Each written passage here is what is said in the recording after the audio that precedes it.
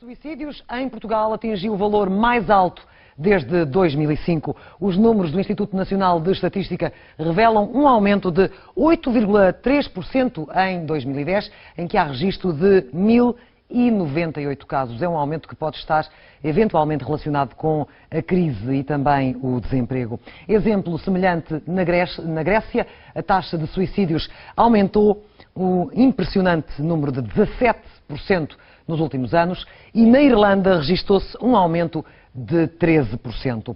Também os casos de depressão estão a aumentar. Um estudo da Universidade do Minho revela que a crise faz disparar as recaídas da depressão. No ano passado, as reincidências da doença aumentaram 30%.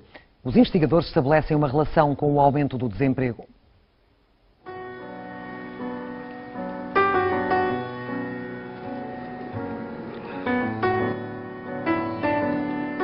É uma sensação completamente dilacerante, a sensação de não conseguir estar, quer comigo próprio, quer com os outros, quer com o meio, de uma forma que seja minimamente viável, minimamente gratificante. Digamos, é como se a qualidade de vida tivesse desaparecido. Manuel, nome fictício, tem 59 anos e está desempregado. A depressão foi-lhe diagnosticada há vários anos. O ambiente de crise do país não ajuda. Uma pessoa da minha idade é demasiado velho para trabalhar e demasiado jovem para ter acesso a outros apoios, como é sabido. Portanto, estou numa terra de ninguém em que não sei como sobreviver. É claro que isto tem um efeito muito multiplicador sobre esse sentimento de angústia. A verdade é que o caminho fica aberto para novas medidas de austeridade. É uma palavra que nos agride fisicamente e economicamente. O ano novo trouxe aumentos para os automobilistas. 3,1%, o valor da inflação previsto O para este déficit ano. vai ficar, afinal, bem acima da meta imposta pela Troika. A crise é assunto diário há vários meses. A mesma crise que atirou para o desemprego muitos portugueses. Alguns não resistem. Não tinha noção da situação que estava a sofrer, porque era um acumular de situações negativismo, pessimismo, falta de confiança, falta de autoestima, excesso de preocupações. Trabalhava num ramo complicado, que era a construção civil. Depois, com a crise que afetou o nosso país em 2011, fui despedido. Jorge Mota Pereira é psiquiatra e investigador da Universidade do Minho, autor de um estudo que relaciona a crise, o desemprego e a quebra do orçamento mensal com o aumento da depressão.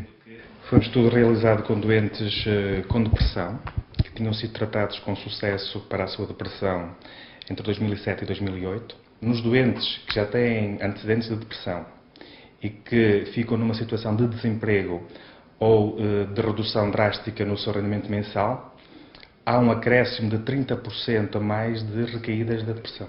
Os resultados deste estudo vão ser apresentados pela primeira vez no Congresso Europeu de Psiquiatria a decorrer em março, na República Checa. São uma espécie de alerta. A crise social é um fator de risco para a depressão e tem aumentado, vai continuar a aumentar. Os estudos internacionais apontam para um aumento significativo. Na Grécia e na Irlanda a taxa de suicídio disparou, 17% na Grécia, 13% na Irlanda. Em Portugal não há dados oficiais que eu conheça. Temos que saber que o risco de suicídio existe e temos que saber se aquela pessoa está com depressão, se não está com depressão, se tem que ser tratada, se não tem que ser tratada.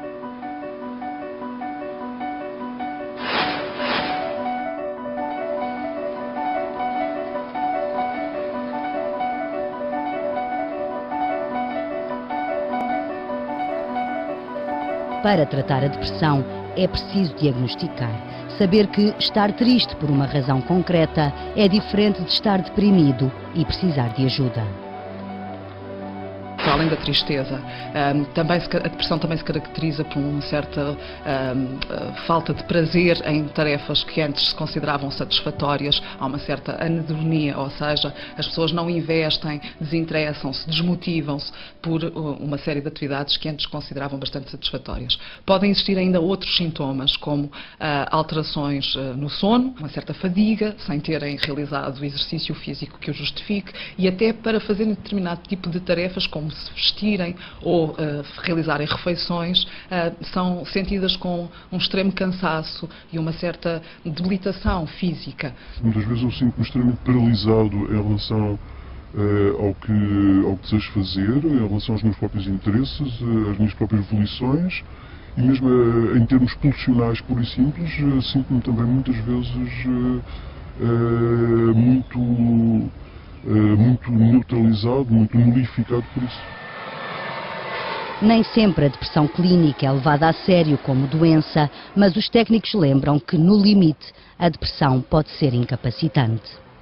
Leva a algum isolamento social, leva também à quebra dos laços, leva a que as pessoas não consigam sequer funcionar na sua vida cotidiana, possam perder o emprego, percam as relações, e isso é em extremo, não é?